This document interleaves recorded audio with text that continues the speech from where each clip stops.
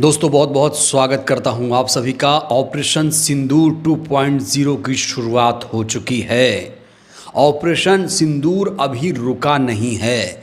इस बीच सरकार ने एक और आदेश जारी कर दिया है। सबसे पहले आप सरकार के इस आदेश को गौर से पढ़िए, गौर से देखिए। लोग कह रहे हैं कि भारत और पाकिस्तान के बीच अब युद्ध शुरू हो चुका है। ये जो बयान है सरकार का अभी अभी आया है 2:34 पर। तो इस आदेश को देखकर लोग कह रहे हैं कि भारत पाकिस्तान के बीच जो युद्ध है वो अब शुरू हो चुका है। इस बीच पाकिस्तान में भयंकर तबाही मचाई है हमारे रणबांकुरों ने। मैं आपको कुछ तस्वीरें दिखाना चाहता हूं जहां पर पाकिस्तान का जो एयर डिफेंस सिस्टम है वो पूरी तरीके से तबाह हो चुका है। जो लाहौर का नेवी कैंप था उस पर भी हमला किया गया है और नेवी कैंप पर जब हमला हुआ तो यहाँ कहा जा रहा है भारी नुकसान पहुँचा है। पाकिस्तान के कई शहरों में कहा जा रहा है 12 शहरों में बॉम्ब धमाके हुए हैं। आज भारतीय सेना ने पाकिस्तान के कई शहरों को दहला के रख दिया है। कहा जा रहा है कि भारतीय सेना के निशाने पर सिर्फ और सिर्फ पाकिस्तानी फौज है जो टेररिस्ट को पनाह देती है। पाकिस्तान से बहुत सारी तस्वीरें भी निकलकर सामने आई हैं। सबसे पहले इस तस्वीर को ज़रा देखिए। इस तस्वीर को देखिए, कहा जा रहा है कि पाकिस्तान का जो एयर डिफेंस सिस्टम है वो पूरी तरीके से ध्वस्त हो गया है। भारत ने ये जवाबी कार्रवाई उस समय की जब पाकिस्तान ने धमकी दी कि वो भारत के 15 शहरों को निशाना बनाएगा। इसके बाद ताबड़तोड़ भारतीय सेना ने पाकिस्तान को मुंहतोड़ जवाब दिया है। अब मैं आपको कराची की एक तस्वीर दिखाना चाहता हूं जहां पर कहा जा रहा है कि भयंकर तबाही मची हुई है। ये तस्वीर देखिए, कहा जा रहा है कि कराची से धुआं धुआं हो गया है। यहां पर भयंकर तबाही मची हुई है। कराची पोर्ट बंदरगाह के आसपास लगातार बॉम्ब धमाके हुए हैं। कहा जा रहा है कि भारत ने भीषण ड्रोन स्ट्राइक की है जो लाहौर और कराची जैसे बड़े शहरों तक घुस गया है। अब मैं आपको लाहौर की एक तस्वीर दिखाता हूं जहां पर लाहौर का जो एयर डिफेंस सिस्टम है वो पूरी तरीके से तबाह बर्बाद हो चुका है। आप देख सकते हैं यहाँ पर लाहौर का जो डिफेंस सिस्टम था वो पूरी तरीके से ध्वस्त हो चुका है, धुआं धुआं हो चुका है और इससे पाकिस्तान को भारी नुकसान पहुंचा है। पाकिस्तानी सेना की कमर तोड़ दी है भारतीय फ़ौज ने। भारतीय ड्रोन्स ने जिस तरीके से अटैक किया है उससे कई शहरों में का पाकिस्तान के दहशत का माहौल है और ऑपरेशन सिंदूर अभी भी जारी है। ये कब बंद होगा इसकी फ़िलहाल आधिकारिक घोषणा नहीं की गई है।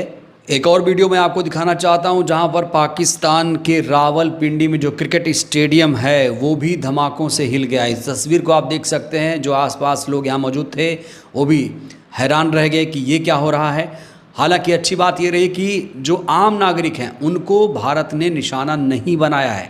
पाकिस्तानी मीडिया बार बार ये झूठे इल्ज़ाम लगा रहा है भारत पर कि यहाँ आम नागरिकों को मारा जा रहा है, लेकिन पाकिस्तानी मीडिया की ये खबर जो है वो बेबुनियाद है।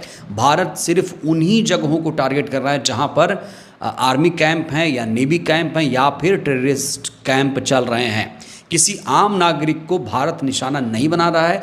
बड़ी ही रणनीतिक सूझबूझ के तहत भारतीय फौज पाकिस्तान को तबाह करने में लगी हुई है। तो भारत की जवाबी कार्रवाई में पाकिस्तान का जो रडार है वो अब फेल हो चुका है। पूरी तरीके से जो पाकिस्तानी सेना है वो फेल हो चुकी है। पाकिस्तानी सेना जो है बौखलाई हुई है। इस बीच पाकिस्तानी सेना की तरफ से कश्मीर के कुछ इलाकों में वो जवाबी कार्रवाई कर रहा है, निर्दोष लोगों को निशाना बना रहा है। जहाँ भारतीय सेना किसी भी पाकिस्तानी नागरिक, किसी आम नागरिक को निशाना नहीं बना रही है, वहीं पर पाकिस्तान अभी भी अपनी हरकतों से बाज नहीं आ रहा है। वो कश्मीर में आम लोगों को निशाना बना रहा है। जहाँ भारत और पाकिस्तान के बीच युद्ध चल रहा है वहीं इस बीच सियासत भी जोरों पर चल रही है। बहुत सारे नेता इस समय सियासत करने की भी कोशिश कर रहे हैं, लेकिन कुछ नेता ऐसे भी हैं जो देश हित में बोलते हैं और देश हित की बात कर रहे हैं।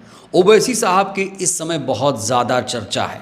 ओवैसी साहब का एक वीडियो तेज़ी से सोशल मीडिया पर वायरल हो रहा है जहां पर वो भारत जिंदाबाद पाकिस्तान मुर्दाबाद के भी नारे लगा रहे हैं। पाकिस्तान मुर्दाबाद, पाकिस्तान मुर्दाबाद, भारत जिंदाबाद, ओवैसी ने ऐसा कर कर अपने सभी विरोधियों को परास्त कर दिया और सभी दुश्मनों को दोस्त बना लिया है। जी हाँ, जो उनके विरोधी थे अब उन्हीं के फ़ैन हो गए हैं। ऐसा मैं इसलिए कह रहा हूँ क्योंकि ओवैसी की अब आरती भी हो रही है, दुग्धाभिषेक किया जा रहा है। ये तस्वीर आप देखिए, गेरुआ गमछा पहने ये सरकारी भक्त ही लग रहा है, इसने ओवैसी जी की आरती उतारी, दुग्धाभिषेक किया है। और ऐसे न जाने कितने वीडियो इस समय वायरल हैं। और जो विरोधी हुआ करते थे, जो ओवैसी साहब को कहते थे ये देशद्रोही है, ये तो पाकिस्तानी है, इसे पाकिस्तान भेज दो, आज वही ओवैसी जी को देशभक्त बता रहे हैं। इस बीच सर्वदलीय बैठक हुई तो ओवैसी साहब सर्वदलीय बैठक से बाहर निकले तो उन्होंने पाकिस्तान की कड़ी निंदा की और कहा कि पाकिस्तान के लोग जो हैं वो भारतीय मुसलमानों को बदनाम करने की साजिश रच रहे हैं, लेकिन उनकी ये साजिश नाकाम हो जाएगी। ऑल पार्टी मीटिंग में मैंने कॉम्प्लीमेंट किया हमारी आर्म फोर्सेस को और भारत सरकार को कि उन्होंने एक ऑपरेशन सिंदूर को अंजाम दिया।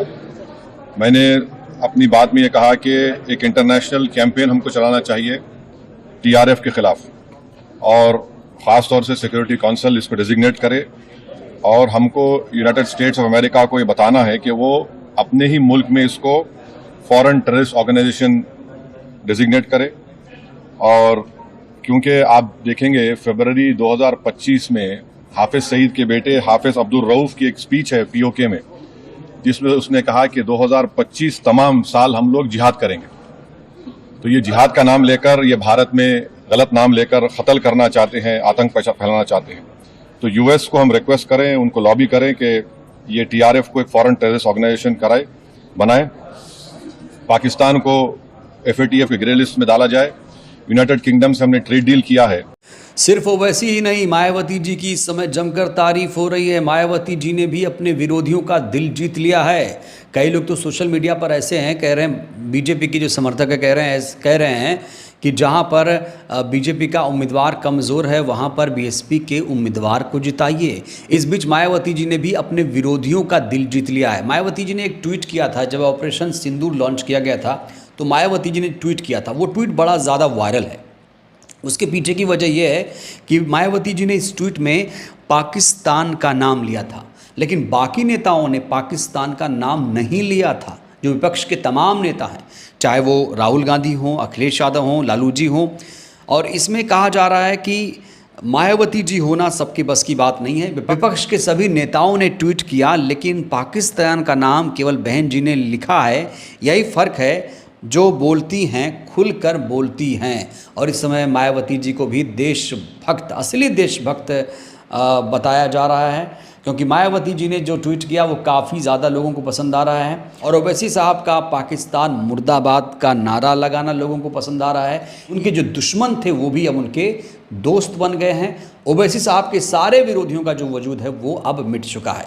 ओवैसी और मायावती जी की इस समय बहुत ज़्यादा चर्चा में है, अगर सियासी रूप से देखा जाए तो। बहरहाल इस वीडियो में इतना ही।